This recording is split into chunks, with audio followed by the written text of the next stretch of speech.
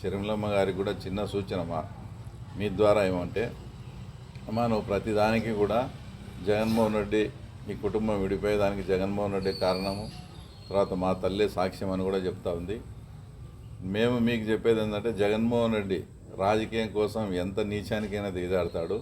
లాస్ట్కు వాళ్ళ అమ్మను, ఇప్పుడు జగన్మోహన్ రెడ్డి గారి తల్లి వచ్చేసి షర్మిలమ్మ అంటే అభిమానమే, కానీ షర్మిల అని వస్తే ఆమె జగన్ వైపుకు వెళ్ళే పరిస్థితి ఉంది. కాబట్టి మీరు ప్రతిదానికి తల్లిని సాక్ష్యంగా పెట్టుకుంటే ఎలక్షన్ వస్తుంది కాబట్టి ఏదో రోజు ఆమె తల్లితోనే ఇదంతా షర్మిలమ్మదే తప్పు, జగన్ రెడ్డిదే రైట్ అని కూడా చెప్పించే ప్రమాదం ఉంది తల్లి. కాబట్టి నీ వేలో నువ్వు పోతాండు, కానీ దాంట్లోకి తల్లిని లాగితే తర్వాత మున్ముందు నువ్వే ఇబ్బంది పడే పరిస్థితి వస్తుందని తర్వాత మీ ద్వారా షర్మిలమ్మ గారికి చెప్తూ, పులివెందుల్లో మీరు 78 నుంచి 2 సార్లు ముఖ్యమంత్రిగా, ఇంకోసారి ఇప్పుడు ప్రస్తుతం జగన్మోహన్ రెడ్డి ముఖ్యమంత్రిగా ఉండి 78 నుంచి కూడా ఇక్కడంతా కూడా మీరే ఎమ్మెల్యేలుగా ఉంటే, మీకు ఈరోజు పులివెందుల్లో ఉండే కార్యకర్తలు ఎక్కడ దూరం అయిపోతారో అని వాళ్లకు డబ్బులు ఇచ్చుకునే స్థితికి మీరు దిగజారినారనేది అందరికీ కూడా ఈరోజు అర్థమవుతా ఉంది. చంద్రబాబు నాయుడు గారు అనేక మీటింగ్స్లో కూడా తప్పకుండా పులివెందులో గెలుస్తున్నామని ఎందుకు చెప్తున్నాడంటే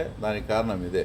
మీ కార్యకర్తలను మీరు ఇంతవరకు పట్టించుకోకుండా, ఏమే కానీ వాళ్ళకు అపాయింట్మెంట్ లేకుండా లబ్ధిగా ఉండి ఈరోజు సర్వేల్లో మీకు ఇబ్బంది పడే పరిస్థితులు ఉన్నాయని లాస్ట్కు వాళ్ళకు డబ్బులు ఇచ్చి, అసలు పాడాలో ఇప్పుడు వర్క్స్ పెట్టి ప్రతి పంచాయతీలో 20 లక్షలు 30 లక్షలు ఊరికి గ్రావెల్ రోడ్లు, అంటే మిగతా వచ్చే స్ట్రక్చరల్ వర్క్ జరిగితే లేట్ అవుతుంది కాబట్టి, అంటే ఊరికి మట్టి తోలేదు, వారం 10 రోజులకు అయిపోయేది మనకి బిల్లు ఇచ్చే పరిస్థితి. అంటే ప్రభుత్వ ధనాన్ని ఈ రకంగా కార్యకర్తలకు పంచిపెట్టే స్కీమ్ కూడా డబ్బులతో పాటు ప్రతి పంచాయతీకి మీరు కావాలంటే చూసుకోండి, ప్రతి పంచాయతీకి 30 లక్షలు 20 లక్షలు చొప్పున గ్రావెల్ రోడ్లు కూడా ఇచ్చారు. మళ్ళీ ఎప్పుడు బిల్లులు అవుతాయో ఆ బిల్లులు వచ్చేసి మేమే ఇవ్వాల్సిన పరిస్థితులు కూడా రావచ్చు.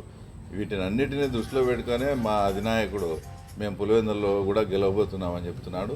మేము పులివెందుల్లో గెలుస్తామనే దానికి వాళ్ళ అభద్రతాభావంతో ఫీల్ అయ్యి ఈ రకంగా డబ్బులు, ఈ రకంగా వర్కులు చేయడమే కంప్లీట్గా నిదర్శనం.